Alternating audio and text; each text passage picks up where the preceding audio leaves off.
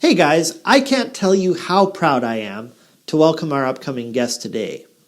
Being that my channel is about the law of attraction, I spend a considerable amount of time discussing consciousness and philosophy of mind.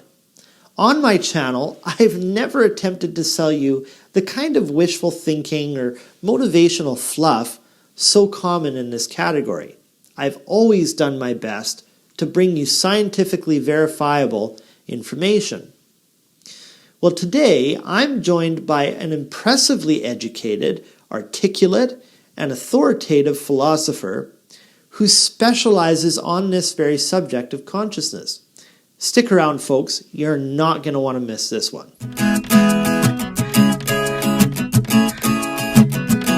Hey, good people. I'm Derek London. Thanks for checking out my channel. Around here, we talk about everything law of attraction.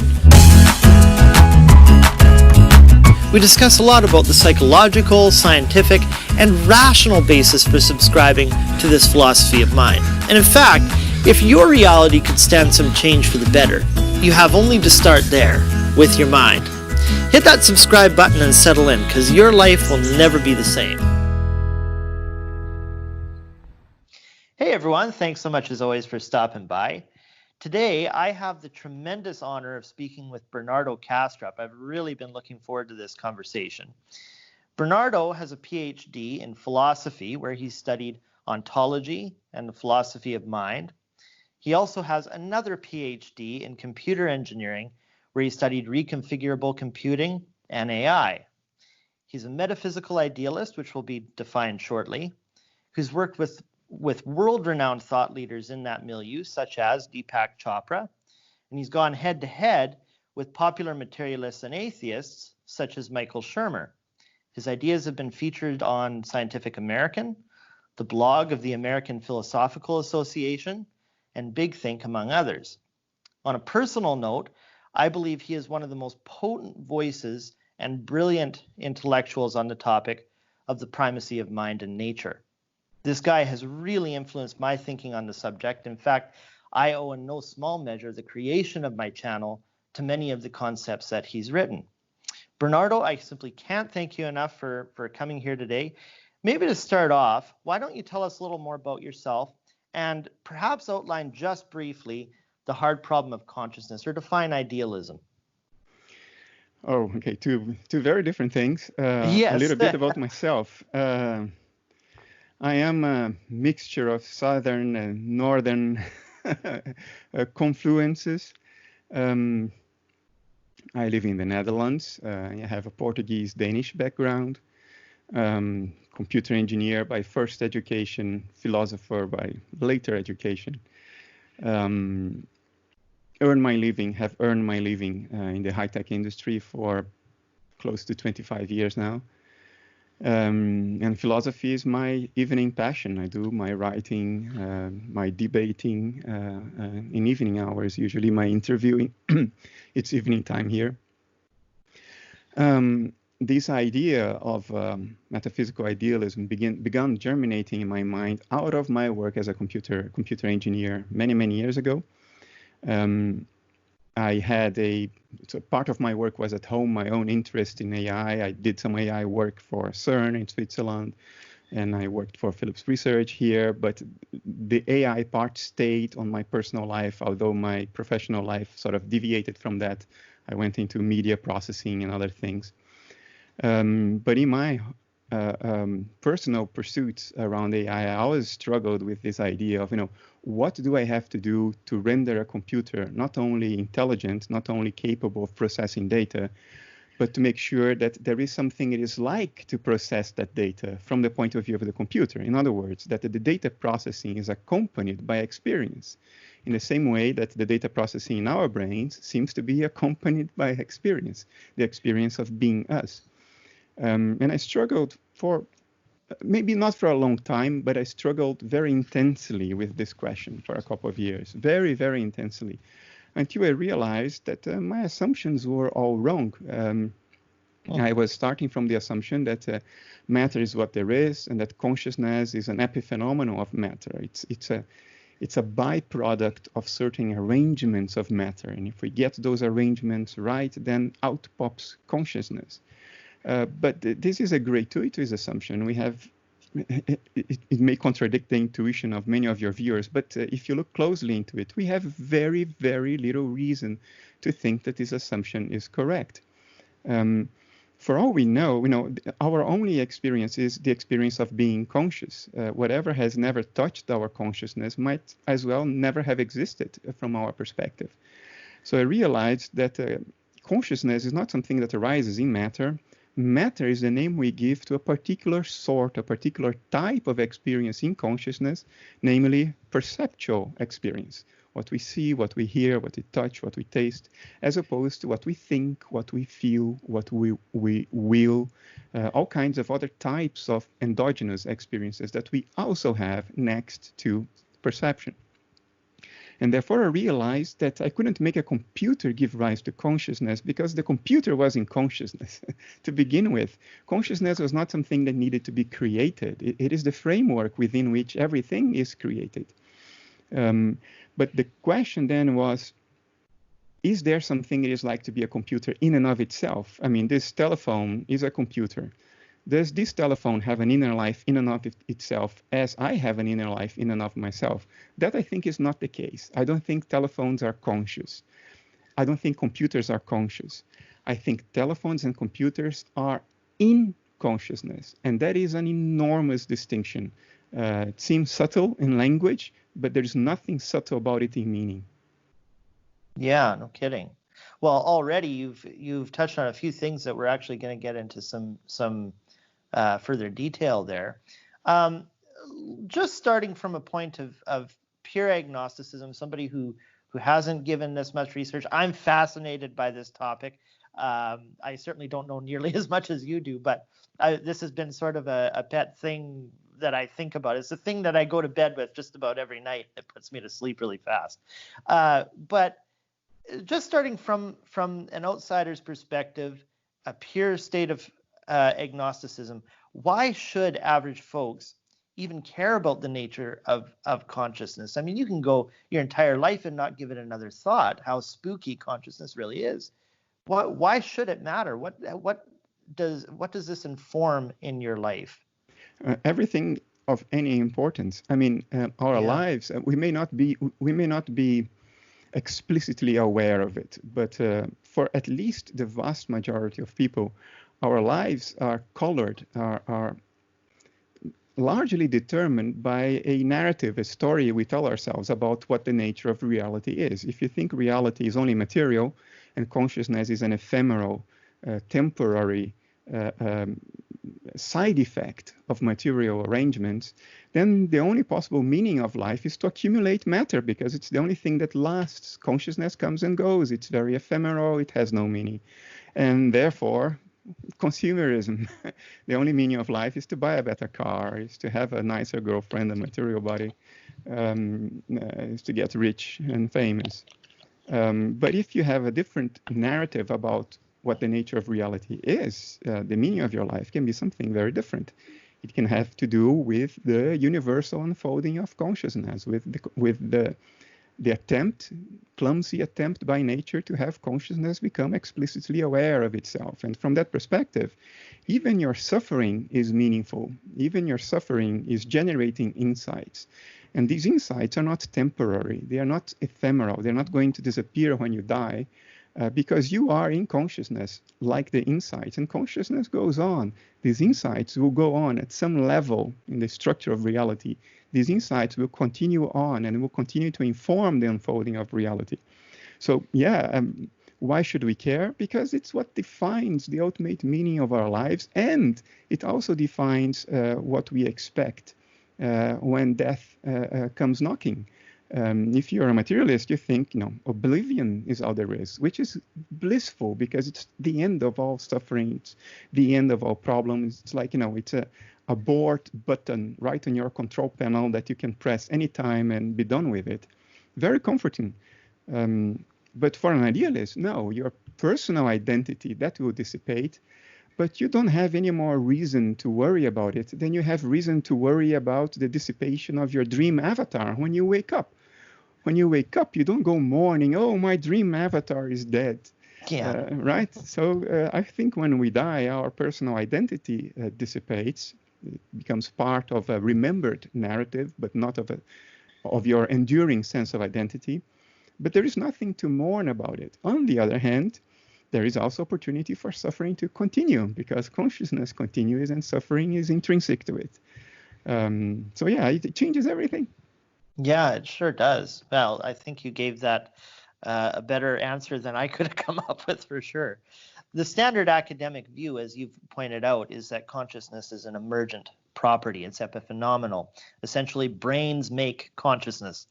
And there's a certain level of appeal to this. We know how late-stage Alzheimer's, multiple personality disorder, I think now it's called dissociation, autism spectrum disorder, brain damage, substance abuse, all of these have very relevant consequences on conscious experience, obviously.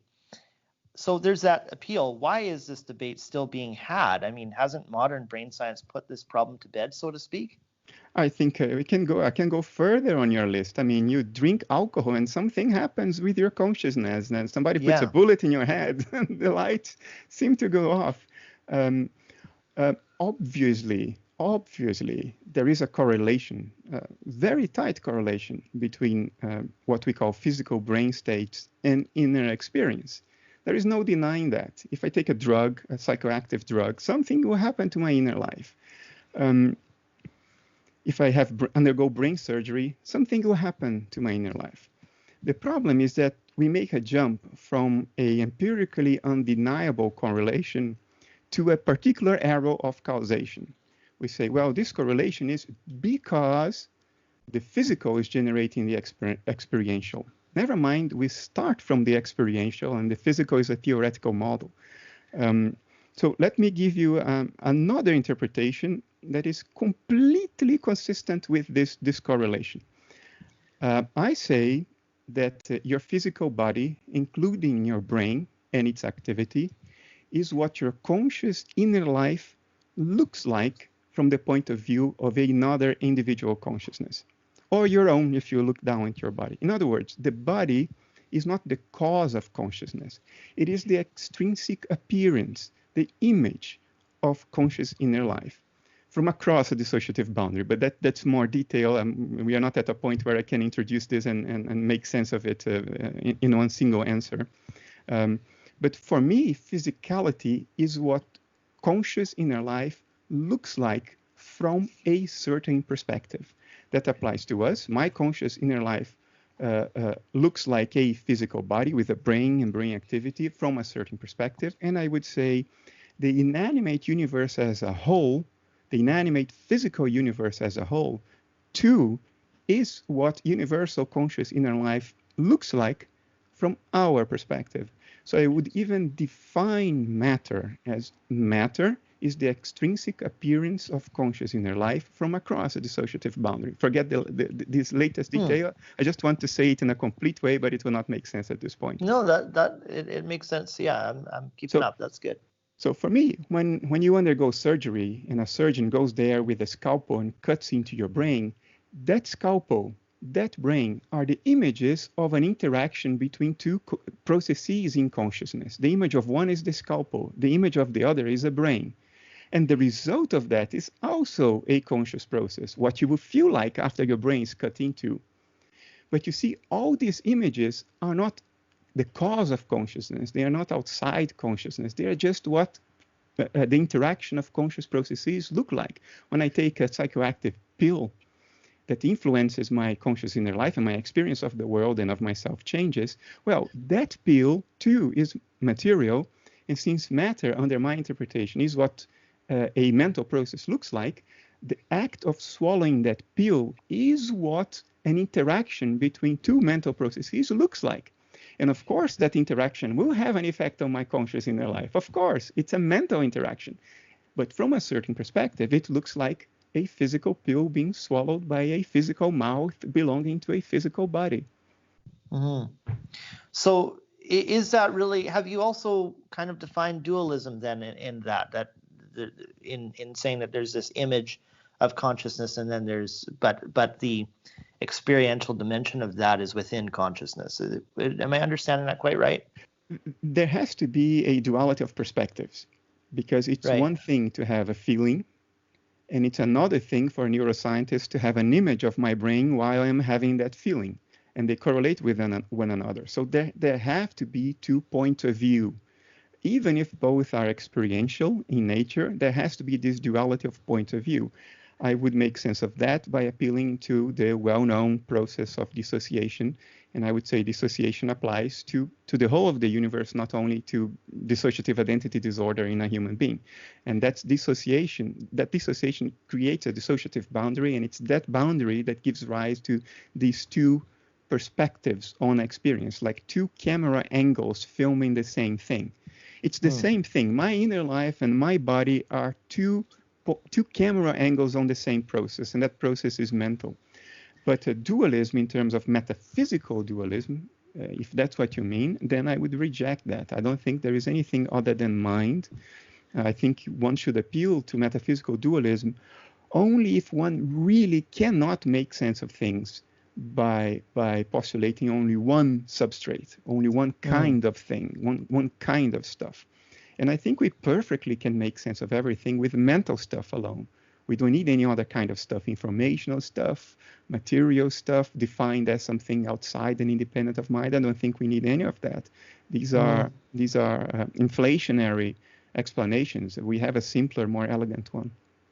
So I've slightly mischaracterized your position then already in the beginning when I called you a metaphysical idealist. Is that right? No, I am a metaphysical idealist. Oh, okay, you are. Okay, all yeah, right. But an idealist is not a dualist. Right. An idealist is a monist. An idealist says everything is mental. An idealist is not saying that everything is in my own personal mind. No. There is stuff out there outside my personal mind. But that stuff which exists independent of my personal mentation, that stuff is also mental. Okay. In essence. Okay. And it simply shows itself to me. It presents itself to me in the form we call physicality. But physicality is just what that transpersonal mental process looks like from my perspective. Right. Okay, that clarifies things nicely. That's great. Why do philosophers get a say in this matter? Why don't we leave it up to competent biologists and neuroscientists? I don't know if this is a softball question, but no. I think it needs to be asked. It's a question that a lot of people have. It does have a simple answer, which unfortunately many of the spokespeople of science are completely ignorant of. The scientific method is intrinsically, fundamentally, a method for studying the behavior of nature, not the essence of nature. And the reason is the scientific method is based on experimentation. You carry out an experiment and you see what happens. Now, there is your answer right there. You see what happens. What happens is how nature behaves when you set up an experiment under certain conditions. The experiment is the question you pose to nature. And nature answers by behaving in a certain way, which is the outcome, the observables of the experiment. So science is about what nature does. How does it behave? If I do A, what will it do in return? Will it do B? Will it do C? What are the laws that govern the behavior of nature? Physics, if you look at physics, all those equations of physics, these are models, predictive models for the behavior of nature. They predict what nature will do, not what nature is. There is nothing in science that gives you a window into what nature is in and of itself, independent of its behavior. It's fundamentally beyond the scope of the scientific method. And if you try to bring that into the scope of scientific method, you corrupt science. And that's very dangerous for science. The essence of nature is something you have to go about studying in a different way, according to different methods, according to the methods of philosophy, which are certainly informed by science, because you cannot have a philosophical theory that contradicts the established behavior of nature as we've discovered through the scientific method. So science certainly is very important for informing philosophy, but hypotheses about what nature is cannot be settled through experimentation alone. You need the values of philosophy, the methods of philosophy, things like Is your answer parsimonious or is it inflationary? Is your answer internally consistent? Is your answer empirically adequate? There are all kinds of questions that belong in the realm of philosophy and not in the realm of science. When certain spokespeople of science go around saying, and unfortunately some very good scientists are in that category, when they go around saying that science made philosophy redundant, all they are doing is making painfully clear the depth of their ignorance of both the scope of science and philosophy. They don't have a clue what they're talking about. Yeah, I completely agree on that. And by the way, I should just say on this point right here, this is mostly an interview, but I'm in that sense, I'm not going to be completely expository in my approach. I do want to sort of address my own opinions on this too, because it's kind of important to my channel as well. But yeah, I can't agree with you more on that. I like how John Lennox put it, and I'm not a Christian like John Lennox, but I really like how he says that not all statements by scientists are necessarily statements of science. And that's a very important thing that you bring out, that I've found, especially physicists, they tend to, as brilliant as they are, I mean, way more brilliant than I'll ever be, they tend to go a little too far. Even Stephen Hawking did that, where it's like, okay, like one of the most brilliant minds ever, but you're not a philosopher, man. So try to keep the distinction between the two, So yeah, and we'll definitely get more into that as we talk about kind of the politics surrounding this whole mind-body problem, the hard problem. What is wrong logically, philosophically, with accepting that reality is something outside of consciousness? I mean, you already addressed that, but what is wrong with reducing reality to physical simples, powers, or fundamental particles? And to clarify even that much, I would like to say, in one of your one of the forums you were in, you said the problem is that we are defining something in terms of something else. And do you want to talk a little more about that angle of this problem? Why shouldn't we say that reality is just what physics puts forward? Because physics is a description. Physics is a science of perception. What physics studies is what presents itself to us on the screen of perception. Physics doesn't predict your next feeling. Physics predicts where that rock will fall, how those stars will go about their travel through the universe, how black holes behave. And physics then fundamentally describes in a quantitative, very handy way, handy in the sense that it allows you to make predictions, the behavior of what appears on our screen of perception. That's how it all starts. But then we get confused. Then what we do is we say, actually, the only thing that really exists is the description, not what is described. What is described is, it somehow is an epiphenomenon of the description. And if I put things this way, it becomes immediately clear what the fallacy is. You start with something that is there, it exists, it's concrete. Then you start describing it. Then you get confused and you forget where you started from, and you replace that which is described with its description. Now, the description cannot exist without that which it describes in the first place. But we forget that, and we say, all that exists are the quantities of physics. They're completely abstract. You cannot visualize them, because if you visualize them, you're already granting them some qualities of experience. And they do not exist. All the qualities of experience, according to physicalism or materialism, they are created by your brain inside your skull. So when you see the moon at night, that moon that you perceive is underneath the inner boundary of your skull. Your skull is beyond the moon as you perceive, because the perception of the moon, the qualities of a silver, shiny disk in a dark night sky, those qualities are supposedly created by your brain inside your skull. And then we try, having defined matter that way, that which is purely quantitative and abstract and has no qualities at all, we define it that way the moment we replace reality with its description. And then having defined that, we try to recover qualities from that which we made by definition to lack all qualities. And that's the hard problem of consciousness. It's not a real problem. It's just a side effect. It's an artifact of bad thinking. And we go like, oh, whoa, the hard problem. Bullshit. There is no problem there. It's just we made we constructed a logical bridge that was not there to begin with. We replaced what exists with a description. And we started believing that what really exists, is just an epiphenomenon of the description. That's an inversion of the whole thing. We will never solve the hard problem because it's not really there. It's an artifact of our thoughts. Yeah. So consciousness isn't the ghost as materialists would have it. It's the description that's the ghost, essentially. Absolutely. I mean, if you really examine all of your assumptions and you start from solid ground again without taking things for granted that you haven't examined, it's the only way to go. All we have is what is on the screen of perception. For me, the real world out there is the world of colors, of melodies, of flavors, of the qualities that we experience around ourselves. I don't think those qualities are all inside my head, like a materialist would say. I think they're really out there. It's my head that is inside the world, not the world inside my head. Because my head, too, is a object describable through physical quantities. And I think physics is just a description.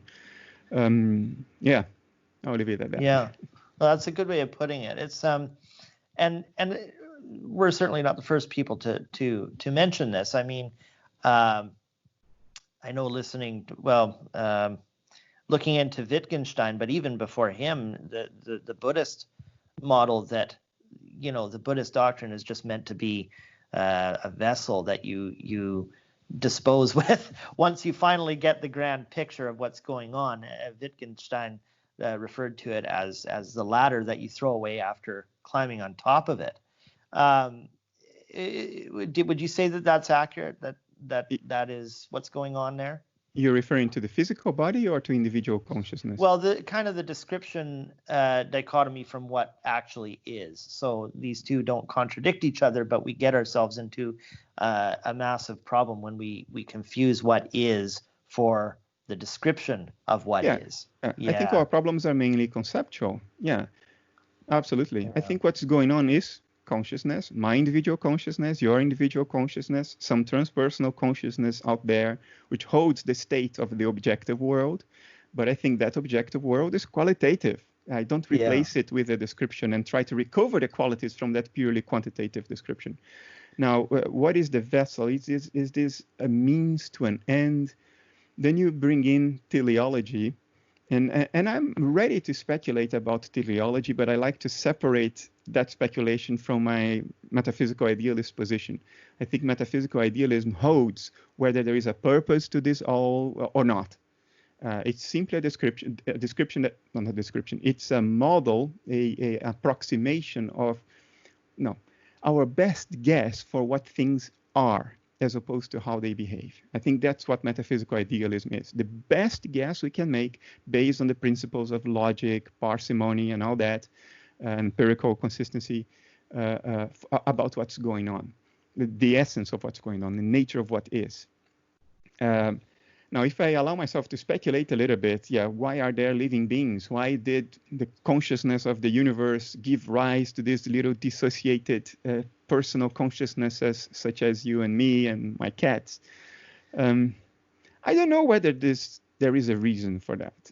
I certainly don't think it was premeditated. I am a naturalist. I think things turned out this way because it's in the nature of the universe to behave in this way. And I don't think it's necessary to think that there is a self-aware, premeditating, planning higher mind that drew schematics about what it was going to do, and we are in the middle of that process. I think it's unfolding more in an instinctive way. I don't think transpersonal consciousness out there is self-reflective. I don't think it is metacognitive. I think it experiences, but it doesn't know that it experiences. I think it's not drawing plans. It's not premeditating things. It's not weighing possibilities. It's just doing what it's doing instinctively, just like An insect behaves instinctively, just like my cat behaves instinctively. They are in the moment. They are doing what their nature makes unavoidable for them to do. And I think that the same applies for the universe at large. It's doing what it's doing because its nature makes it unavoidable for it to do that. Having said all this, even though I think it's all instinctive, I do think it's going somewhere, and I think we have enough hints for this if we trace the evolution of life. We are the apex of the evolutionary tree. I think there is very little question about this. It's an empirical given. We've come to dominate this planet and all other species. We are making a mess of it, but we are dominating the planet above all other species of life. So I think where it's going is to a development of higher and higher metacognition. The awareness of your own awareness. This is what allows us to plan things out. This is what allows us to think in terms of what we'll do in the future, to weigh what we've done in the past, neither of which my cats do. My cats are not planning for their future, and they are not regretting their past. We have that. We can draw the entire timeline, abstract as it is, in our mind, and plan for the future. We can plan a holiday. We can save for our retirement. We can ponder our emotions and ask ourselves, why am I feeling like this? I mean, my cat will not ask that. Know what I mean? Yeah. And no, I don't think any other, maybe whales, maybe elephants, but there are very, very few species, if more than one, that have achieved this level of metacognition, of become self-aware, aware of our own experiences, and objectify of our experiences, ponder our emotions, ponder our thoughts, question our thoughts. Am I thinking about this in the right way? Or asking questions like, who am I? What am I doing here? Where do I want to go? I mean, these are questions that have, as far as we know, have arisen only in the last 100, 200,000 years in a universe that is 13.8 billion years old. I mean, this is extraordinarily recent. It's a skin thin layer on top of an edifice of evolution. So I think, instinctive as it is, this is what this is going to the universe starting to ask these questions through us. What are we? What are we doing here? What is this all about? Well, you brought up some amazing things there that I want to push further. First of all, before we get into this conversation, do you want to just for people who maybe struggle with these concepts and so on, can you just define the difference first between perception, consciousness, and metacognition, just so that that's a little clearer for the listeners? Every time I say consciousness, I mean what philosophers define as phenomenal consciousness. Here's the definition. You are phenomenally conscious if there is something, anything, it is like to be you. If there is anything, it feels like to be you. It doesn't matter what. If there is something, anything that it feels like to be you, then you are phenomenally conscious. I think my cats are phenomenally conscious. I think there is something it is like to be my cats. They feel something. You are meta-conscious when, on top of having raw experience, you know that you have experience. So you are phenomenally conscious when you feel cold. You are meta-conscious when you tell yourself, I am feeling cold. So to be phenomenally conscious, you only need to feel cold. To be meta-conscious, you need to know in experience that you feel cold. A lot of people conflate these two things. Very, very often, when people say consciousness, they mean meta-consciousness. Why? Because you can only report what you know that you are experiencing. If you don't know that you are having pain, you will not report pain. And this happens a lot, especially with men. If you ask them, are you in pain? They say no. But later on, if they're quiet and, I actually have had pain all day long. I was just not aware that I was having pain. Or another example, very close to home. We always experience our breathing. Always. You're always having the experience of your rib cage inflating, deflating, your diaphragm moving up and down, your nostrils, the airflow in your nostrils. But only when I bring your attention to it, then you know that you are experiencing your breathing. A minute ago, you were experiencing your breathing, but you didn't know that you were experiencing your breathing. So this is meta-consciousness. Now, perception is a category of contents of phenomenal consciousness. My cats have perception. I have perception. Perception are the things you see, you hear, you touch, you taste, you feel through your skin. That's perception. But these are not the only experiences we have. This is not the only type of experience we have. We also have fears, desires. We feel comfortable or uncomfortable. We may feel sad or happy. These are completely different qualities. The quality of feeling happy, the quality of feeling sadness. These are very different qualities than the qualities of perception, like colors, tastes, smells. These are other qualities. So perception is only one type of contents of phenomenal consciousness. You can have perception without meta-consciousness. You can perceive things without knowing that you are perceiving things. This has been demonstrated. You have, for instance, people who have a condition called blind sight. If you ask them, can you see through your left eye? They say, no. Or from either eye. They say, I can't see. But if you move an object in front of them and ask them about that object, they can tell you exactly where the object is, how it's moving. And then you ask them, really? But you can't see, so how do you know that? And they don't know. They perceive movement, obviously, because they can report it accurately. But if you ask them, do you perceive it? They say, no. So that happens when, meta-consciousness requires a sort of a closed loop within your consciousness.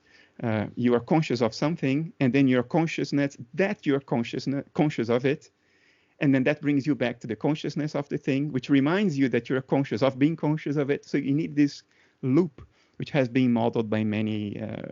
Giulio Tononi talks about 5 values for these loops. There are many studies that show that metacognition, meta-consciousness requires this back and forth communication between different mental processes. When you cut that back and forth, you have meta-consciousness, but not of that particular thing because you've cut that loop. And you have phenomenal consciousness without the meta-consciousness. So these two things can happen independently of one another, but we do tend to conflate them. Yeah, well, it's very important that you divided those up, because I remember when I first heard you talk about this, I thought, oh man, that really clarifies things for me, because it's so easy to confuse, saying that consciousness exists. We all accept that we're conscious, and we don't really know when to draw that line. Should it be biology? And we'll get into that shortly. But then the next question is, okay, so maybe animals are conscious, and they, so that's what you call the phenomenon of conscious, phenomenological consciousness. But then there's also different kinds of perception that are still within conscious experience. And then the metacognitive aspect is in higher creatures that can report on consciousness, and it very much does create much of our experiences. I mean, for example, I think Alan Watts talks about how even pain and sexual desires are somewhat constructs within meta-consciousness. For example, like in the Orient, especially in Japan, breasts are not the most attractive feature on a woman. It's the back of the neck, and certain things that you find painful, certainly things that you find delicious. So that's something that resides within meta-consciousness. Is that right? I think we do have phenomenal pain that doesn't need to be accompanied by metacognitive awareness of it. But metacognition certainly amplifies things, and it amplifies things according to the narrative that you attach to it. So if you attach to pain the narrative that this is a very bad thing and I can't stand it, then you're in for a lot of pain, because your metacognition based on that narrative will amplify that a lot. Mm-hmm. But I do think that there is also pain without metacognition. I think my cats feel pain, although they are not metacognitive of their pain. Yeah. Well, so that's very useful. Thank you for defining that. Now that brings me to my next question, because earlier you were talking about how you don't feel, you still think it's speculative, and I respect that you put it forward as a speculation. You're not sold on cosmic consciousness. the idea that the stars and planets are necessarily having thoughts like us or more superior than us. You think that, at least based on what you were saying there, that. Well, this is an. No, go ahead. Sorry. An important distinction needs to be made. I do think there is universal consciousness. Right. Yeah, and we are just dissociated mental complexes of universal consciousness. I think universal consciousness actually is the only thing that exists, and everything else unfolds within it as particular topologies and patterns of excitation of universal consciousness. That, however, does not imply that the moon is conscious in and of itself, or that my cell phone is conscious in and of itself. And let me try to explain this by bringing an analogy that is grounded on us. There is something it is like to be us as a whole, right? There is something it's like to be Bernardo. There is something it's like to be Derek. But as far as you can tell from your own first-person experience, is there anything it is like to be one single neuron inside your head in and of itself? Beats me. There isn't, right? Yeah. As far as my inner experience is concerned, there is nothing it is like to be one neuron in my head. There is only something it is like to be the whole of me. Yeah. And which is Bernardo. I don't have anything in my experiential field that I could associate with the private inner life of one neuron. Yeah. And I think the reason this happens is that there is no such a thing as one neuron. There is only our bodies. That is the unified entity. And we talk about cells, neurons, molecules, because these are handy things. These are handy names for us to talk about things, to communicate to each other. So there is nothing like a neuron in and of itself. It's just part of an image. It's like a pixel of a photograph. It's not an entity in and of itself. It's just part of a whole image. I think the neuron is just part of a whole unitary image, and that's my body. And we separate it out. We cut it out merely nominally, merely for convenience, so we can talk to each other about neurons. Now, in exactly the same way, I think there is only something it is like to be the entire inanimate universe as a whole. I think the moon is to the inanimate universe as a whole as one neuron is to your brain. There is nothing it's like to be the moon in and of itself, in the same way that there is nothing it's like to be a single neuron in your head in and of itself. There's only something it's like to be the whole inanimate universe as a unity, in the same way that there is only something it is like to be the whole of you and me. Yeah.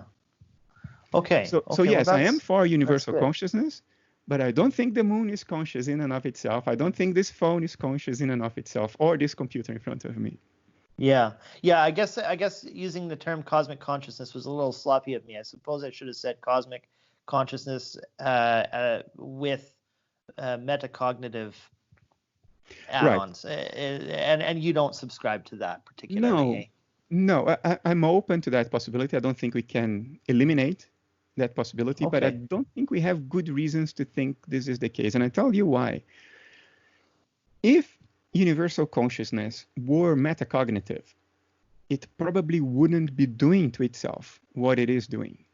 I mean, it is an intrinsic characteristic of life, at least here on Earth, that suffering is tied up with it big time. I mean, animals survive by killing and eating one another. I mean, the bloodshed, the amount of horror that happens in the grass of your backyard, with ants killing crickets, cutting them to pieces while they're still alive. I mean, the untold horrors and sufferings of life, I don't think that can possibly be the outcome of a thought through, planned out universal evolution, because I don't think universal consciousness would be doing it to itself. Because at the end, it's all there is, and it's doing this to itself. It's not doing that to you. You are it. I am it. It's doing this to itself. So I think what's going on is the reflection of an instinctual unfolding, namely an expression of confusion. Coming to awareness is very confusing. Ask a newborn. When you come to awareness, it's very confusing. You are liable to knock things around.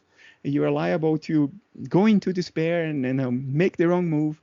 And I tend to think that this is what's going on. That what's happening now is a sort of a blind attempt driven by instinctual will. And that's why there is so much suffering. And yet I think it's going in the right direction. And we are paying a mighty price for it. It's not easy to be alive. But hopefully we get to a point where there will be enough self-awareness in the universal context that, hey, we will get a grip on things. But I think we are a few billion years away from that. That's a big project for sure. Yeah. Okay, well that's helpful. Thank you. And because I was unclear on that up until this very moment, so that's really good. The next thing was,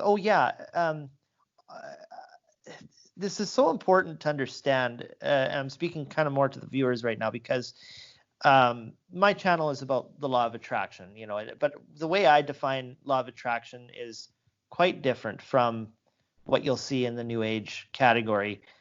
There's a lot of hocus pocus out there, and I'm trying to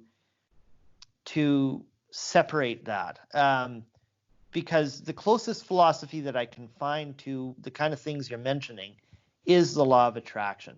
But unfortunately, there is this, you could say, unit or curriculum within the law of attraction that says, everything is vibration and the universe cares for you, and the universe, they kind of animate the universe. They personify it.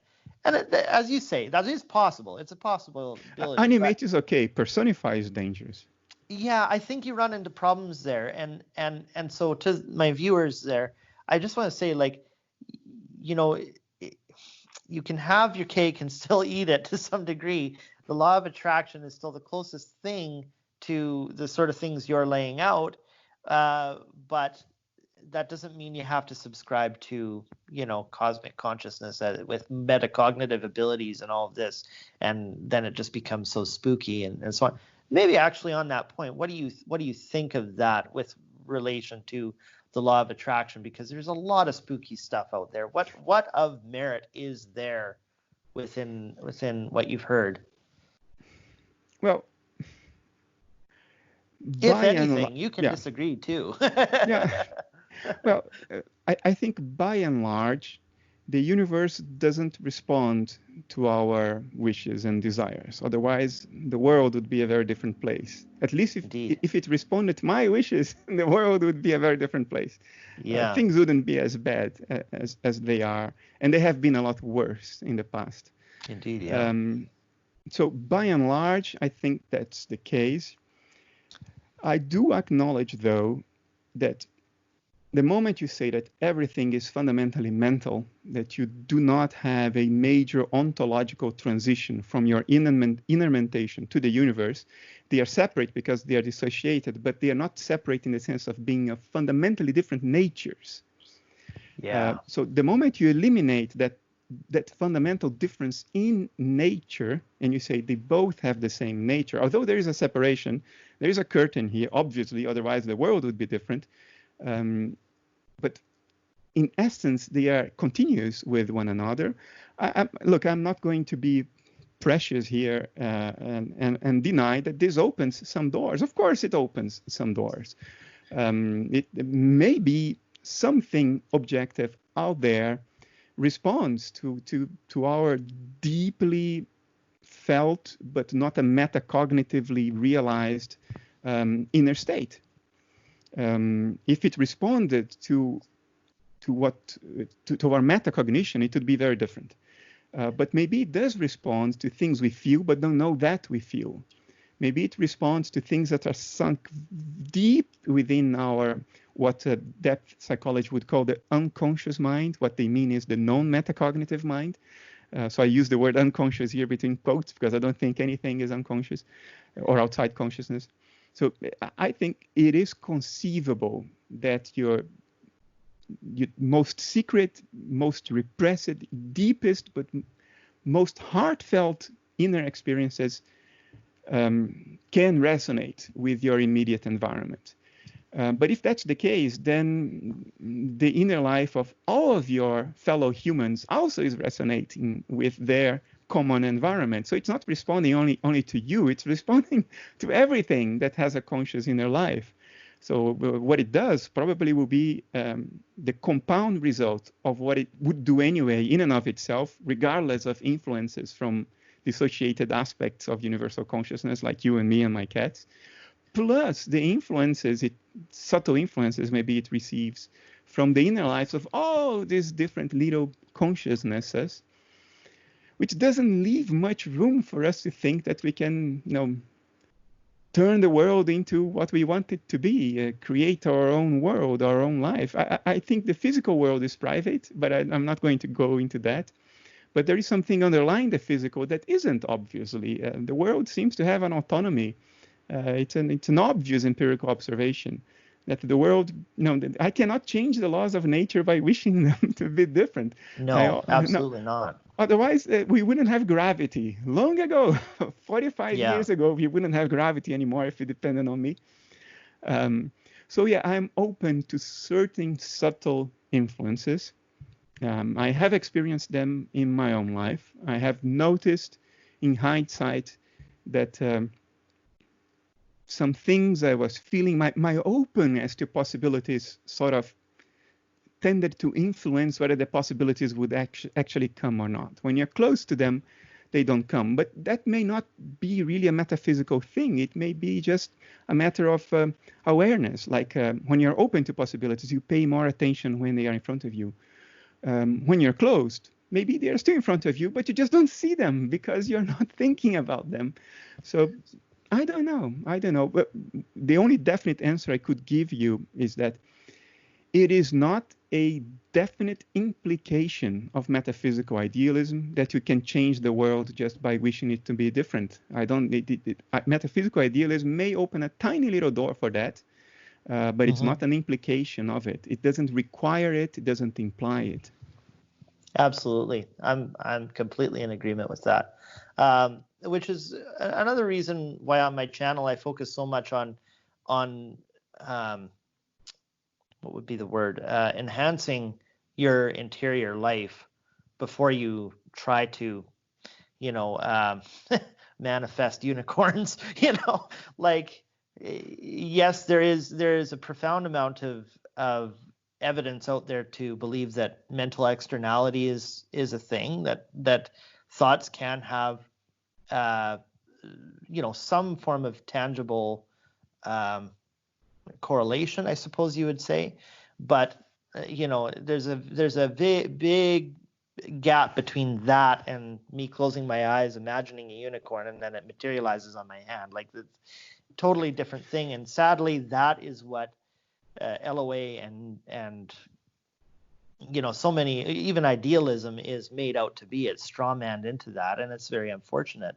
So yeah, thanks for going through that. If I can add just one quick comment, I want to come across a little bit more open than I did a moment ago. Yeah. Because I don't think I don't think it's the case that there is absolutely nothing to it, nothing to this idea that your inner state somehow resonates with your environment.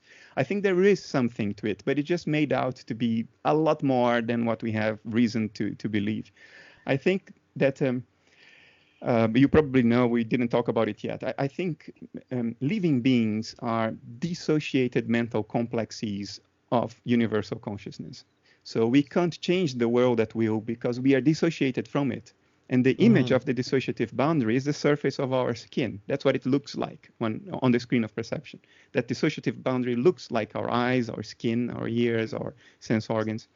Things that you are metacognitively aware of, like if you're doing affirmations, I want the world to be better tomorrow. You're very cognitively aware of that thought because you're repeating it to yourself. You planned to repeat it to yourself. You're not only experiencing the thought, you know that you're experiencing the thought. Now, these are highly dissociated mental contents. I think they are completely insulated from the world out there. The more attention and metacognition you bring to it, the more in the kern of your the core of your dissociative process it will be. And it won't influence anything around. I think what might stand a chance of sort of diffusing across the porousness of the dissociative boundary, because as any boundary, a dissociative boundary is not perfect. There is no perfect boundary in nature. No. Even what we, at a microscopic level, we have quantum tunneling. Even if you have a perfect boundary, an electron or a subatomic particle somehow magically disappears from one side and pops on the other.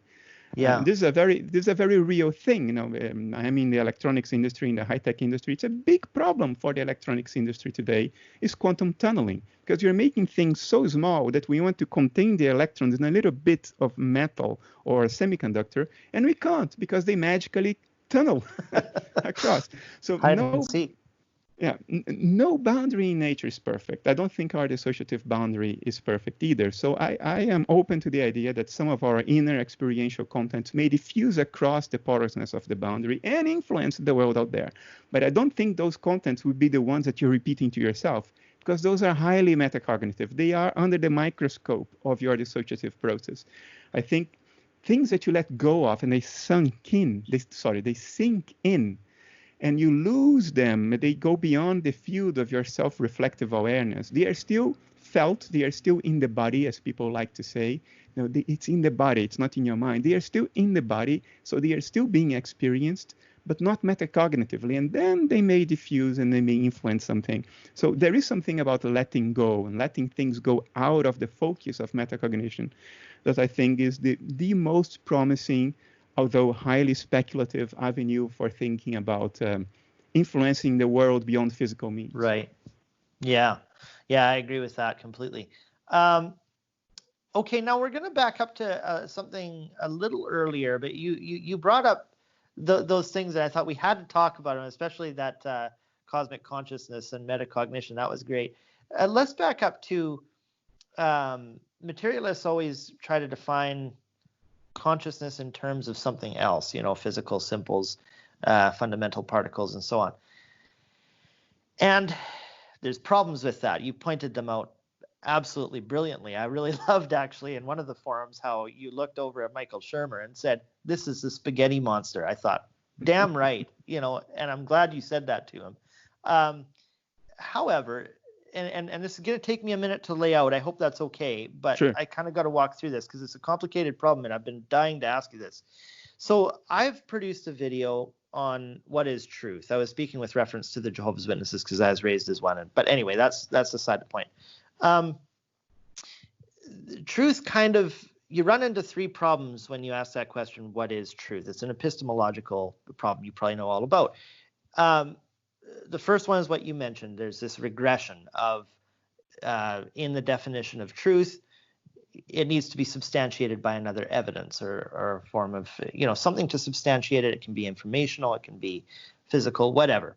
And so you end up with this regression, and that's exactly what's going on with materialists. They are defining consciousness in terms of something else, and there's no end to that, as you pointed out. And then there's a circularity problem within truth. This is analogous to taking a dictionary and looking up a word, and then that gives you a synonym for the next word, and then eventually you work yourself back to that word.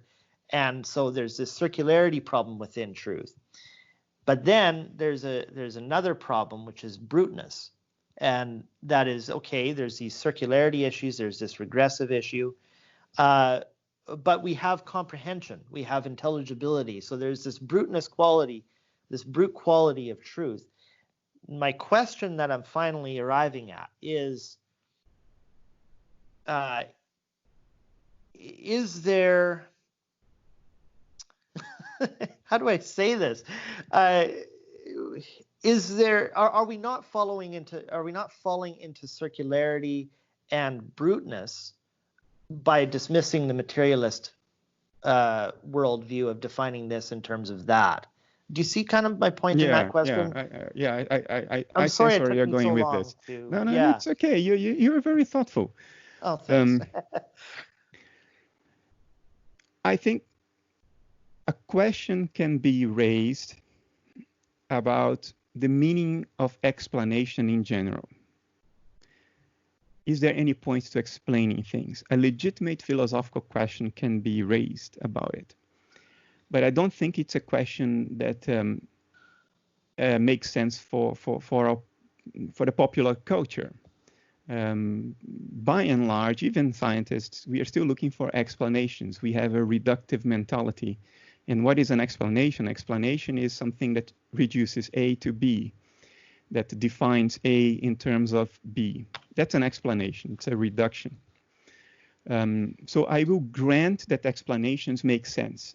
So independent of which explanation is correct, I will grant that explanations make sense, even though I know that an argument can be made against it. I will ignore that argument for now, and I will just acquiesce to the popular intuition that it makes sense to try to explain things, that there is a valid explanation and a host of other invalid explanations, and that the valid explanation corresponds to truth and the others don't. So I'll acquiesce to that. I think it's a close approximation. I think there is value in doing that. Now, what is an explanation? An explanation is a reduction. So to explain A means to explain A in terms of B. And then we want to go and explain B.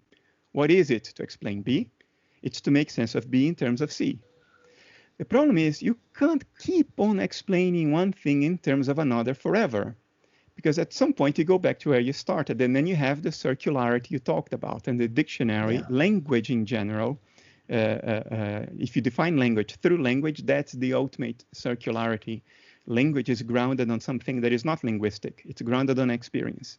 And that experience is the brute fact from the point of view of language.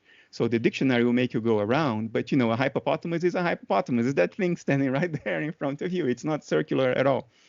So in a philosophical and scientific framework, you always have to come to a brute fact at the end, because otherwise you fall into circularity.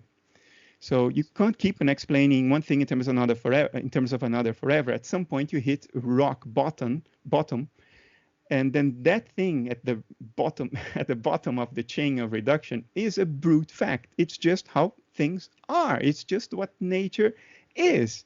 It can't be explained in terms of anything else. And you don't need to. What you do need to do is to explain everything else in terms of it. So the best explanations, both in science and philosophy, are the ones that postulate the least amount of brute facts. Preferably only one brute fact, only one given, something that nature just is. And then you can explain everything in terms of it. So technically, we'd say that we want a reduction base with only one element. It's technical language just for saying we want only one brute fact, and we want to explain everything else in terms of that brute fact. Materialism has a number of brute facts today, all the individual elementary particles of the standard model of particle physics. Or if you go to quantum field theory, each of the individual quantum fields, which are spatially unbound, but they are distinct. It's possible that physicalism at one day through physics will get to a unified field, and then there will be one brute fact, that unified physical field. We are not there yet, but I don't doubt we can get there. I think we can. But then, having arrived at this one brute fact, you have to be able to explain everything else in terms of that one brute fact. Otherwise, you didn't come to a valid point. You failed the test. That brute fact is not the correct one. And physicalists fail to explain experience. All of experience. Anything vaguely related to experience in terms of that one hopeful brute fact of the future, which is the unified quantum field. That's where it fails. Idealists will also look for a brute fact. I look for a brute fact. I am a reductionist too. I confess to that. I have an innate tendency to explain one thing in terms of another. And I know I will arrive at a rock bottom brute fact of nature at one point. But I want to arrive at the correct one. And the correct one is the one that will allow me to explain everything else in terms of it. Now, for me, that brute fact is universal consciousness. I think we can explain, with the help of science, everything else in terms of the patterns of excitation of universal consciousness, the topological configurations of universal consciousness. You can think of it as a hyperdimensional membrane, if you will, that has multiple patterns of vibration and topological configurations. It will be the one brute fact of nature, universal consciousness. And then I don't fail like the materialists do, I think. I hold that very dear to me, this position, because I think we succeed in explaining all of experience and all of physics and all of anything you can come up with in terms of the patterns of excitation and topological configurations of these one universal consciousness. Yeah, well, that's very helpful. Yeah, it is. It's been something that's really plagued my thinking, and I don't know how to get out of it. So it seems that we are left with bruteness as the final arbiter of what is truth. And I suppose that's disappointing on some level, because it's I think it's vulnerable to falling into dogmatism and things like that. But it's also the point of science is as you say, to reduce it to something that has explanatory value. So that's great. At the end of the day, something exists, right? There is something that exists. We can't deny that. And that existence, if you think deeply about this long enough, I think you may come to the conclusion, as I did, that you cannot avoid that ultimate brute fact, which is the existence of what there is.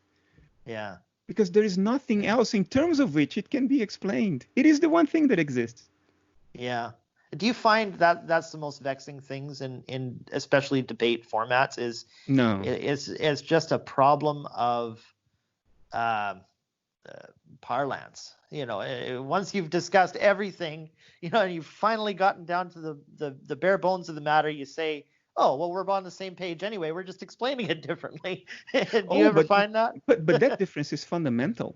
I think choosing your reduction base wrongly, choosing your brute fact wrongly, can throw you way off the road, and it can distort your personal life. It can distort human history, as it has done. It can lead to catastrophe. We can be very, very, very wrong by choosing the wrong brute fact. So I don't think the existence of a brute fact is vexing. I think the problem is not that. The problem is when you choose the wrong one, because then everything that flows from that is wrong. Yeah. Everything turns out to be wrong, as it is today. Yeah. Yeah, it's true. And we really do see this in the political outworkings, especially within the medical community. I've noticed that this rejection of mind having some influence, some corollary between physical events in the body and diseases and so on, this is often just dismissed, this idealist concept, as victim blaming.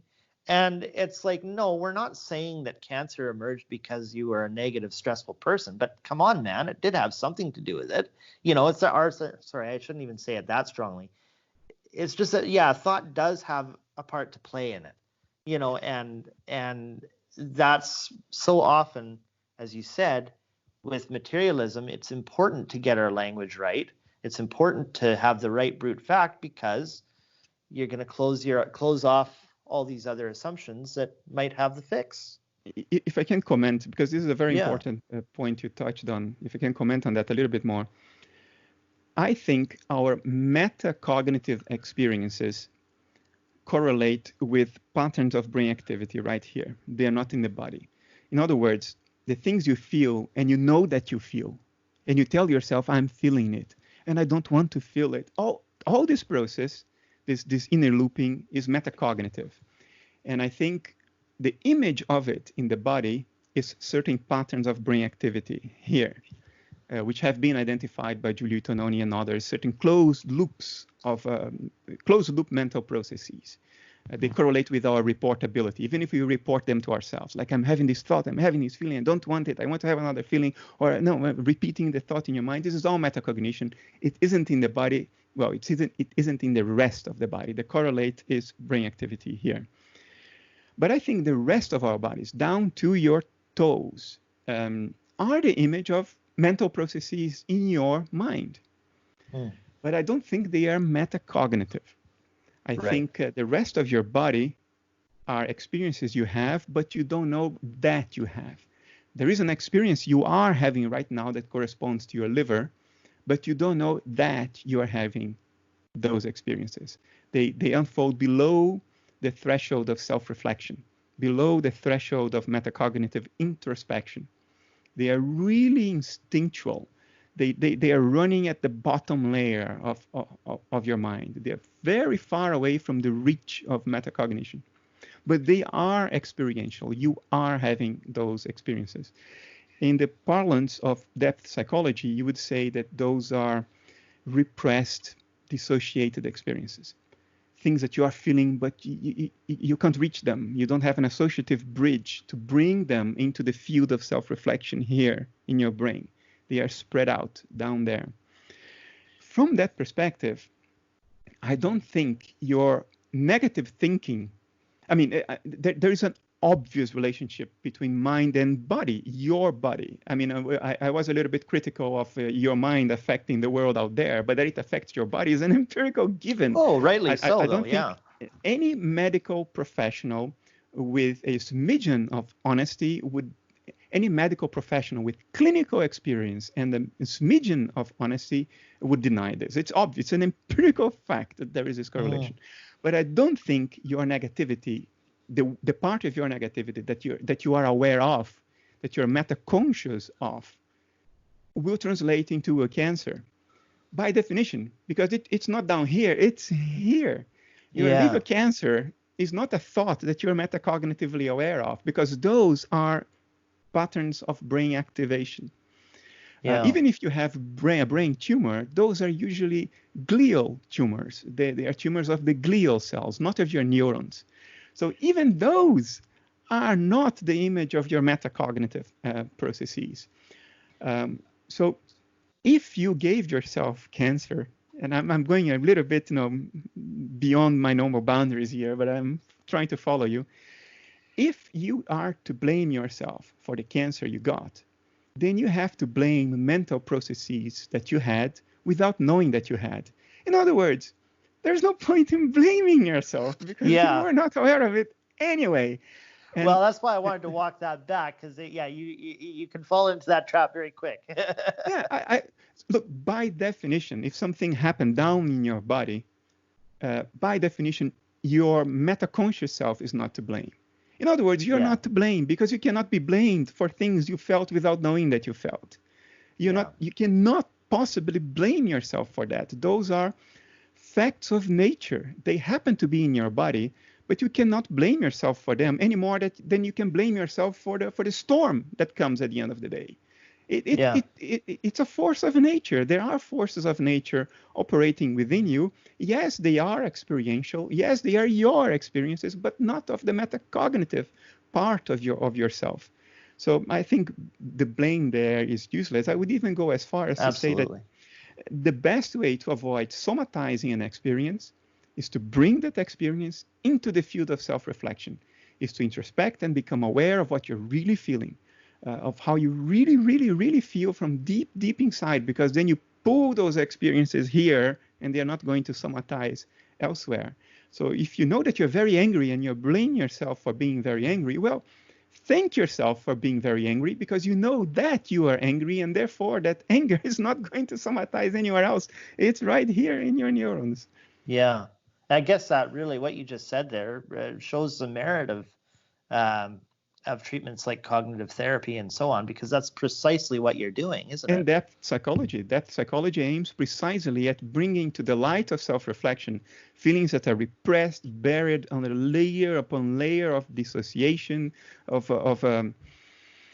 self-recrimination, things that you are feeling, but you don't want to know that you're feeling, and therefore you repress, you stole them away. So if you bring them to awareness, I think, I'm speculating here, but I'm speculating in an educated way, grounded in my own view of the nature of reality.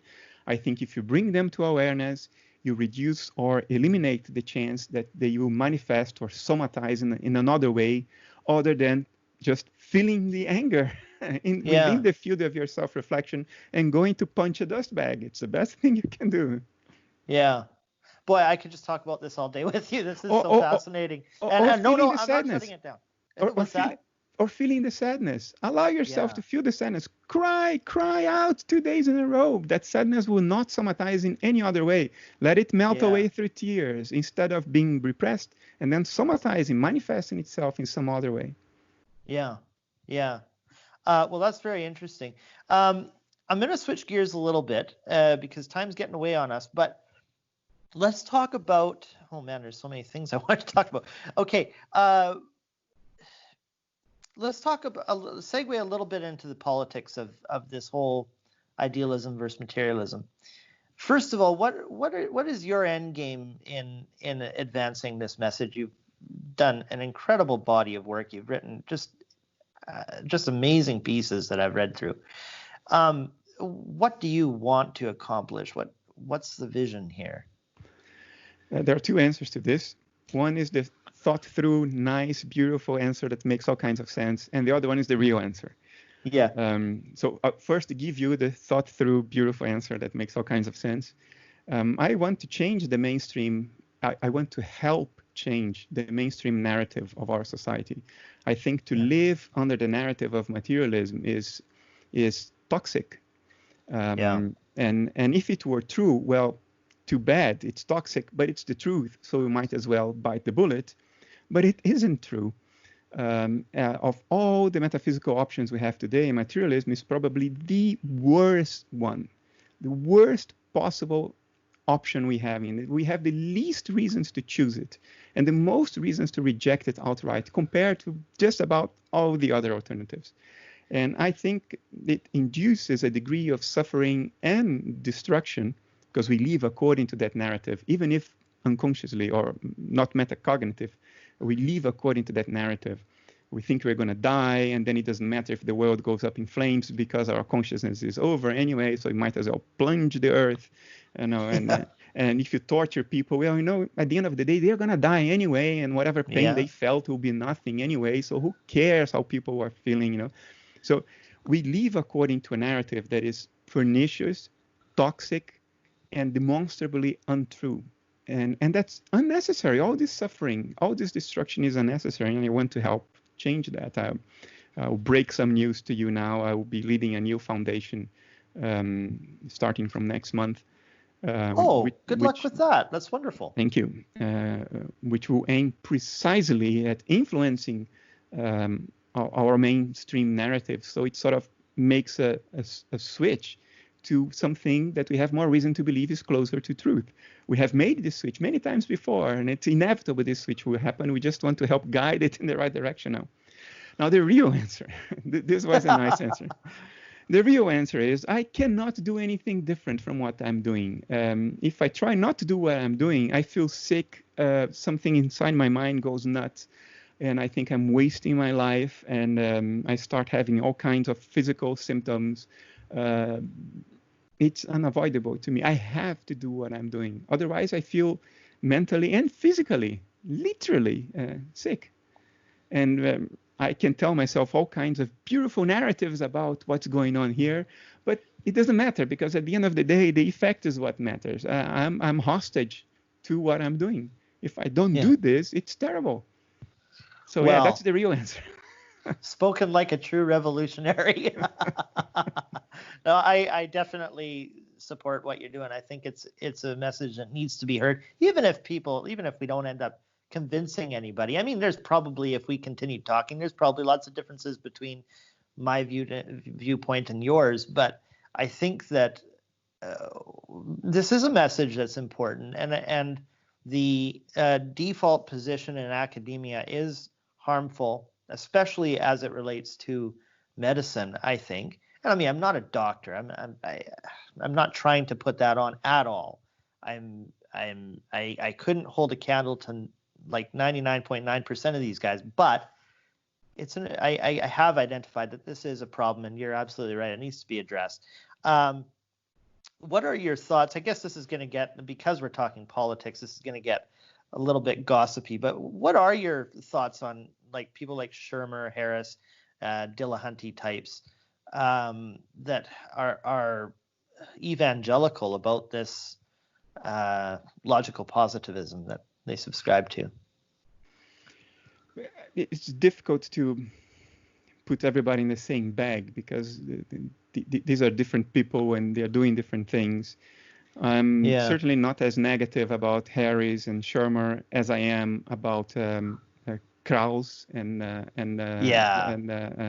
deGrasse Tyson and a few others. I think some of them are. Well, I'm not going to sweeten things. I'm known for just saying what I think. I think a lot of them are just idiots. And it's almost pathetic in the sense that they're so much not aware of how much idiocy they are displaying. Another one, I keep on forgetting his name. He's an American Polish guy, professor of biology. He attacks me every now and then. Oh, really? Jerry Coyne. Oh, that guy. He cannot construct a logical argument beyond 2 or 3 logical bridges. I mean, it's a disaster that the fact that guy has an audience. I mean, either people are having fun at his cost and he doesn't know it, or I don't know. And then the world is even worse than I like to believe it is. There is rampant idiocy out there, but I would certainly not put everybody in the same bag. That's an important point you make, and and you're right. There is a huge distinction between Shermer, Harris, and some of the other people you mentioned, especially Krauss. And I was going to say Peter Atkins too, because I think Peter Atkins is even more vitriolic than Krauss. I debated him 1 week ago. Did you? Oh, no way. Yeah, I think it will become public in a few months, but it was only for paid audience when it happened. I'll binge watch that, boy. You'll be very surprised because his opening statement was to say that it's very speculative, but he might be open to my position. That was his opening statement. Wow, he floored me. All my preparation for the debate was just voided right then and there. I was like, okay, what do I do now? You're a miracle worker then, I think. I'll be honest with you. I don't have a problem with vitriol. I don't have a problem with people who use harsh words. I actually even enjoy this. I'll confess something to you. I had and still have a great degree of sympathy for. I'm taking a medicine now that screws with my short-term memory. He died. He was one of the 4 horsemen. Hitchens. Oh, Christopher Hitchens? I love Hitchens. Yeah. Oh, he's amazing. Yeah, I think he was a very, very intelligent person. I think he was surprisingly open, although most people wouldn't grant that to him. I think if you pay attention, he is open.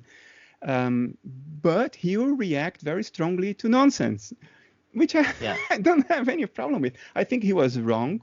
But I don't think he was stupid. On the contrary, I think it's perfectly okay to be wrong. I'm probably wrong about a great many things, but it's what is bad is to be demonstrably stupid and close-minded about the positions you have, and display that stupidity with pride for the whole world to see.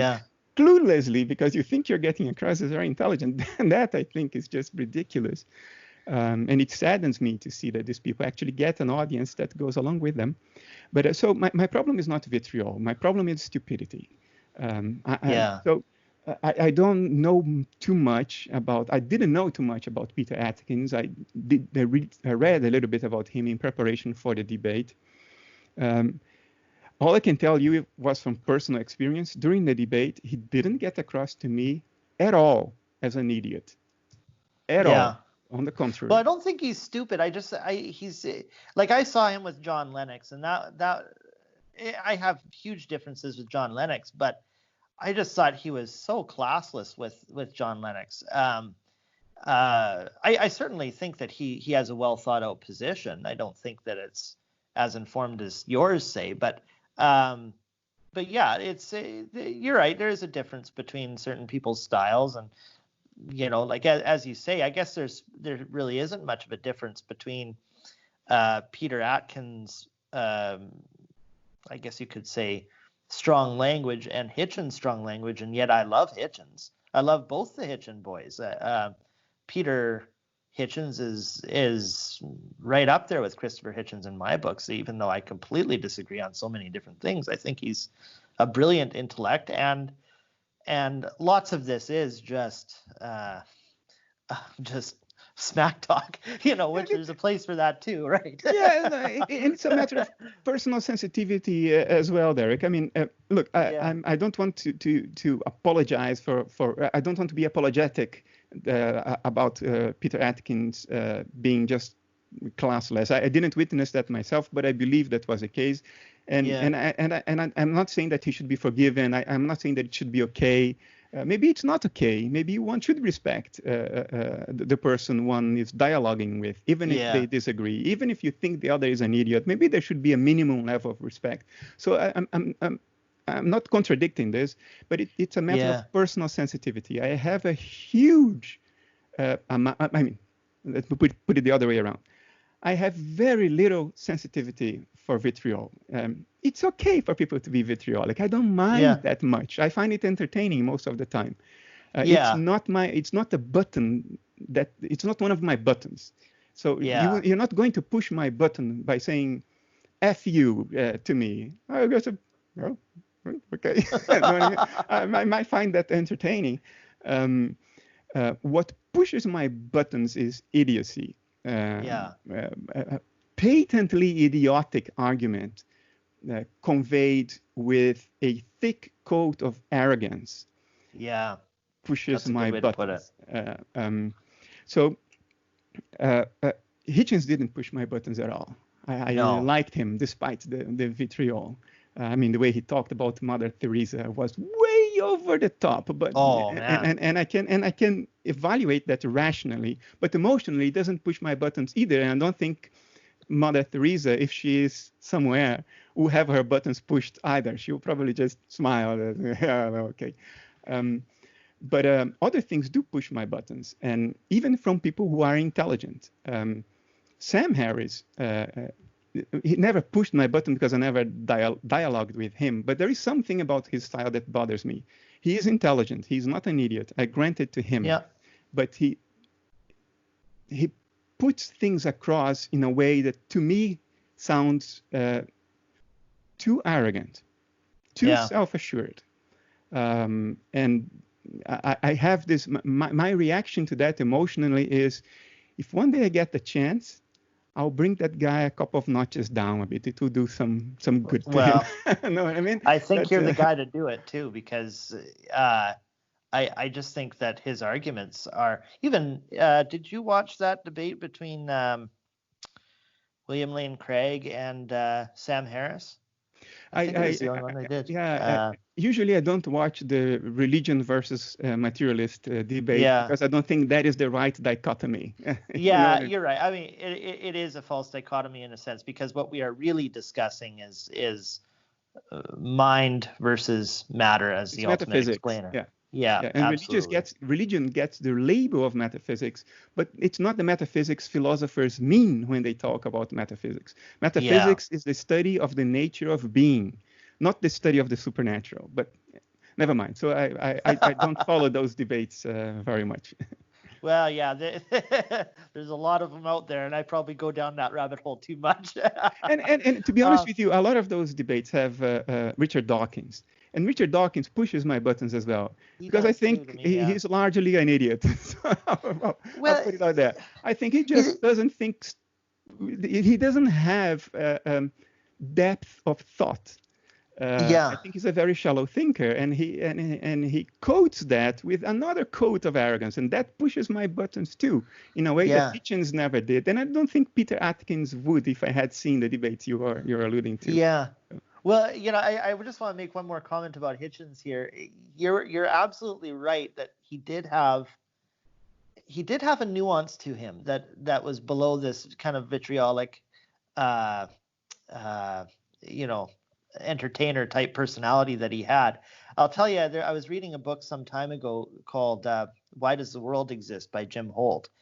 And every now and then, Hitch would give you a little insight into his inner life. His review of the book was very pithy. He just said, who's to say there really is anything after all? And then he said, P.S. Love Hitch. That was the last book review I think he actually gave. Yeah. I thought that is, it's simple, but it's very profound. That it's like, no, this guy did actually have a layer beyond his atheism, you know? And what I liked about him is not the entertainment value of his vitriol. I don't think he meant it as entertaining. I think he was sincere. And that's what attracted me in him, because I perceived him as somebody who is absolutely open, honest, and sincere. So he said what he really thought, and he conveyed what he felt, and he felt strongly about things. And I like people who feel strongly about things, who have strong opinions, and convey them in a very open way, cost whatever it costs. So that honesty, that raw honesty of Christopher Hitchens is what I think in hindsight, that's what I loved about him. Back then, I just knew I loved this guy, but I couldn't articulate to myself why, because I disagreed with basically everything he said, and I still loved the guy, and I didn't know why. So I articulated it to myself this way now. So he had such a spontaneity of message that I think lacks tremendously in Sam Harris, for instance. Sam Harris doesn't come across as somebody who's been absolutely honest. He comes across as somebody who schematized the whole thing. What you're getting is a script. It's too bad. Probably that's what you get from me as well. Some people get from me as well. I don't know. I don't have a mirror. You don't bother me at all. Well, and I guess speaking in line with that, and again, we are still talking about politics here. I if I'm being too gossipy, just tell me. But who else did I want to bring up that was before Thomas Nagel? Oh, Deepak Chopra. Okay. Now, you've worked with Deepak Chopra a little bit. I thought that was great, the forums that he brought you onto. There's things I disagree with Deepak Chopra about. I think that there is a part of his message that is kind of prosperity gospel to some degree. But this guy deserves a little more credit too. I was wondering if you have anything to say just to kind of renew a little bit more respect for Chopra, because the guy is actually quite brilliant. He's very brilliant. And I'm glad you've worked with him. And anyway, but maybe just tell me, like, what should we take so seriously about Chopra? Because there are things there. Okay. I've known Deepak since 2014, so 6 years. I'm not going to pass any judgment on what he did before that. I didn't know him, and I'll be very honest with you. I had not read a book by him before that. I knew of him, but I didn't know him and didn't know his work. I've met him in 2014. A common friend brought us together and gave one of my books to Deepak, who then contacted me, and then we sort of connected. It was very nice. There was a lot of, when you resonate with someone, you feel the energy grows, you feel more energized. So that happened. So I'm not going to judge anything before 2014, for good or for bad. I just am not equipped to judge that. From 2014, I have known Deepak as an extraordinarily intelligent, highly energetic person. His productivity is amazing. His clarity of thought and his ability to align his thought with his intuition is amazing. I envy that ability. Many people say, well, you can capture your intuition so well in words, in concepts, in thoughts. Well, maybe, but he does better. I find his ability to communicate to the average person amazing. He knows which buttons to push to open people up to what he's saying. The average person, that's his target audience. He's targeting the average person, not the spokespeople of science. He's targeting you and me. Suppose I didn't write books. He's targeting you and me and my girlfriend, my mother. These are the people he's targeting. I would say that everything I have seen him do from 2014 until now, I can only describe as a tremendously positive force in the world. I agree. If you leave aside prejudices and you just listen to what he's saying, it makes sense what he's saying. Maybe he's not saying it in a rigorous way like an analytic philosopher or a scientist would expect, but he's not aiming at analytic philosophers and scientists. He's aiming at the intuition of your mother.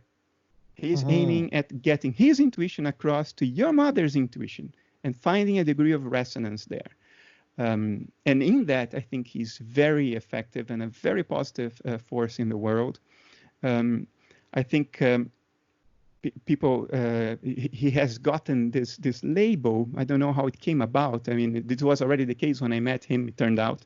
I didn't know it then, but now I know that people say that he talks in everything he says is a word salad.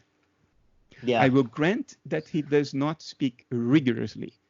He's not interested in speaking rigorously either. It's not what he's trying to do. But fine, he is not speaking rigorously.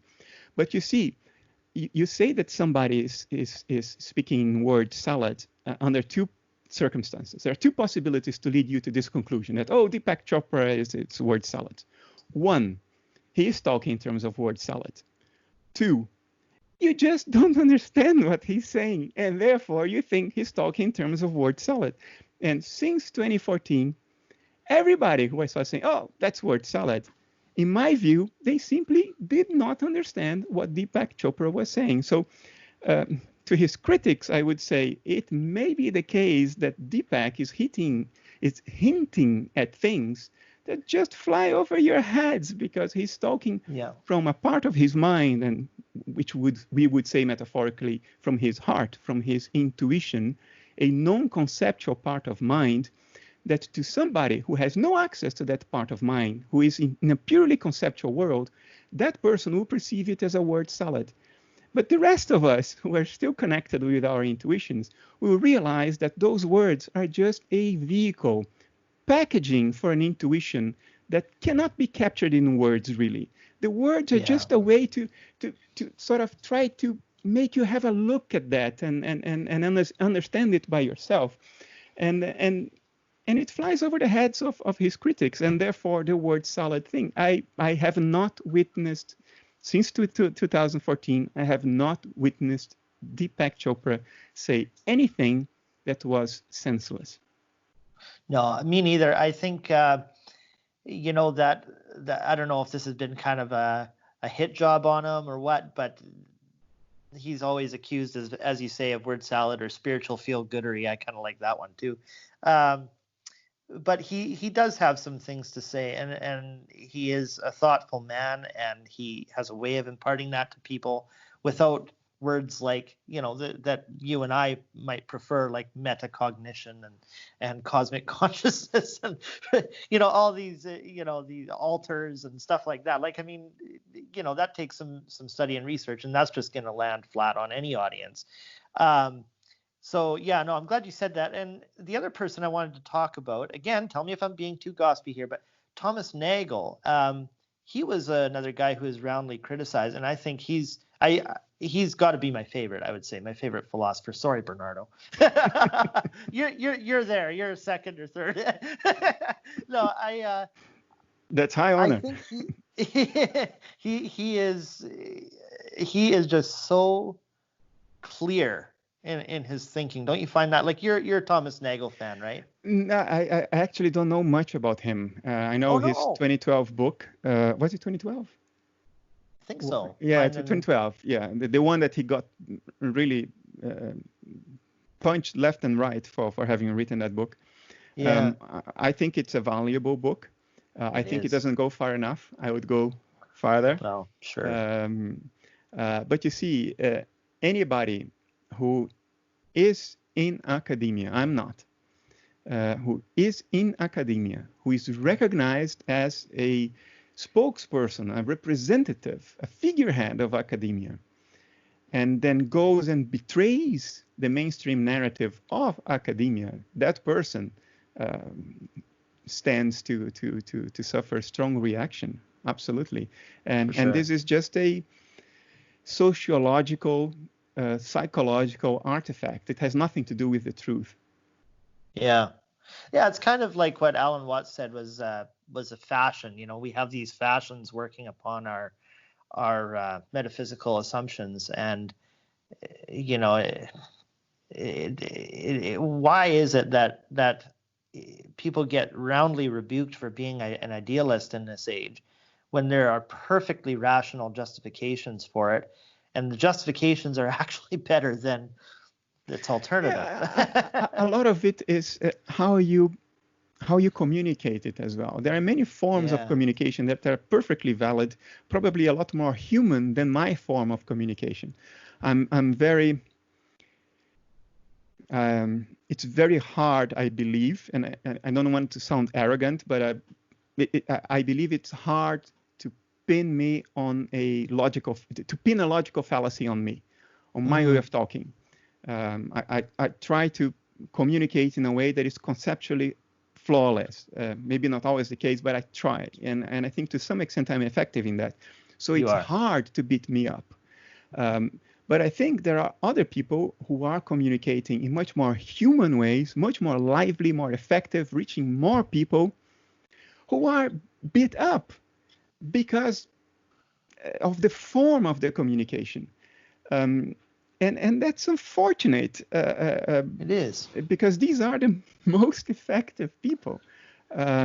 People like Deepak, Rupert Spira, and others, who communicate in a way that uses all of our cognitive faculties. We are not only conceptual beings. We are not logical machines. We have lots of psychic functions, cognitive faculties of many different sorts, emotional faculties, intuitive faculties. And these guys, they leverage all that, the intuition, your perception, self-reflective introspection, not only concepts. They use concepts too. But then they get beat up because they don't use concepts in a perfect way. And then somebody like me, who I go out of my way to be conceptually very clear and solid, I get less beat up. I was expecting Peter Atkins would try to wipe the floor with me, and I was totally ready for that. I was seething already. I was like, I was all pumped up. And it didn't happen. And I think the reason was he probably watched a couple of things and he thought, at least he's not an idiot. In my fantasy, that's what he concluded. At least he's not an idiot because I communicate in his language, according to his style. But that doesn't mean that my message is any truer or any better than the messages of people who are communicating from the heart, from the intuition. It may not be conceptually as invulnerable as the way I construct my message, but it may be truer, it may be richer than what I'm putting forward. So in a sense, it is unfortunate that they are being beat up and I'm not, because for all you know, their message is richer. Well, I can stick a few of these guys on you if you want to be beat up. Okay, how does that sound? I have already many times over the years. I have already made public announcements. If you think you can come beat me, let's schedule it. I've seen some of these back and forth. They're good. I mean, I can't go to the ring with everybody who wants to go to the ring with me. I just wouldn't do anything else in life, and even then, I wouldn't be able to do that. Yeah. But I will, because I'm trying to have cultural impact, and it's unfortunate. It will sound kind of cruel and arrogant to put it this way, but look, I'm trying to get cultural impact, and I will get cultural impact by going to the ring with people who are culturally recognizable, people who are renowned, who are famous. So, for instance, of most people I think almost everybody in my own discussion forum, regular people, would be much better debaters of me. To come debate with me would be a higher danger to me than Richard Dawkins. But I would not debate them in public because I would have no cultural impact. And unfortunately, I would debate Richard Dawkins, even though I think he just if you judge purely from an intellectual perspective, I would choose 10 million people before him, because I don't think I would have it wouldn't be a sharp, challenge to interesting, you, challenging debate. But I would debate him just because of the fact that, he has millions of followers, and I'm interested in showing to his followers that he's full of it. So I would do that. Yeah. Well, I wish you all the best of luck in that, because like with speaking to these people, because it is a message that needs to be heard, and I've taken an hour and 45 of your time, but I really enjoyed this. For the viewers, go to bernardokastrup.com. That's your website, right? No underscore or anything? Okay. And do you have a more recent book than Why Materialism is Baloney? Oh, a whole load. I'm Why so Materialism sorry. is Baloney is from 2014. Then there was Brief Peeks Beyond in 2015, More Than Allegory in 2016, which is a book about religion, religious myths. Then last year, there was my heavyweight academic book. If you're interested in like a bulletproof academic level argument, then go for The Idea of the World from last year. And this year, I am publishing a book on Schopenhauer's Metaphysics, Decoding Schopenhauer's Metaphysics. It will come out at the end of July, or I think in the US, it's in the 1st of August. In the UK, in Europe, it's at the end of July. And next year, I will be publishing a book that is already written, and it's already produced, about Carl Gustav Jung's metaphysics. Well, I think I've got my reading cut out for me for a while. And on your YouTube or whatever, definitely keep us informed on these new projects coming up. I know people will. I think there's a little overlap in our audience, as small as my audience is right now. But thank you so much, and I hope we get to chat again here. You're a good interviewer. You're you thoughtful. Think so? Oh, yeah, good. I think I'm not doing this because you have a large audience. So it was a good experience. It was very fun. I'm very happy we did this. So thanks a lot, and we'll see you hopefully soon. All right. Okay. Thanks a lot. Bye, my friend. Take care. Hey guys, did you like this video? You know what to do. And if something I mentioned today resonated with you, click one of them cards on this screen. I have lots of related content sure to interest you. Thanks as always for your views, and we'll see you next time.